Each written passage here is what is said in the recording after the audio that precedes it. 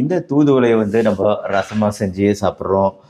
தூதுவளை துவையல், தூதுவளை சட்னி போன்ற விஷயங்கள் இந்த காலத்துல குறிப்பா சாப்பிடுறது ரொம்ப ரொம்ப யூஸ்ஃபுல்லான ஒரு விஷயம். உங்களுக்கு முன்னாடியே தெரிஞ்ச விஷயம், சளி, இருமல் போன்ற விஷயங்களுக்கு தூதுவளை எவ்வளோ நல்லது அப்படிங்கிறது.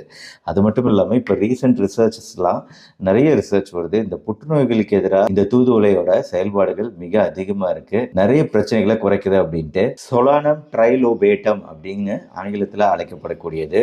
நார்மலா நெய் காய்ச்சும்போது முருங்கை இலைகளை அதுல போட்டு காய்ச்சுவாங்க இல்லையா? அதே மாதிரி இந்த தூதுவளை இலைகளையும் நம்ம நெய்யில போட்டு காய்ச்சி அந்த நெய்யை பயன்படுத்தும் போது நெய்யோட மருத்துவ நன்மைகள் எக்ஸ்ட்ராவா கிடைக்குது அப்படிங்கிறது ஒரு நல்ல விஷயம். குறிப்பா தூதுவளை இப்ப கல்லீரல் புற்றுநோய்களுக்கு எதிராக நல்லாவே செயல்படுது அப்படிங்கிறது தெரிய வருது. சாதாரணமா குளிக்கும் தண்ணீருமே நம்ம தூதுவளை போட்டு காய்ச்சி குடிக்கிற தண்ணீர் அப்படிங்கிறது அதற்குமே மருத்துவ நன்மைகள் உண்டு. தூதுவளை குடிநீர் அப்படிங்கிறது நம்மளுக்கு பசியை அதிகரிக்கக்கூடிய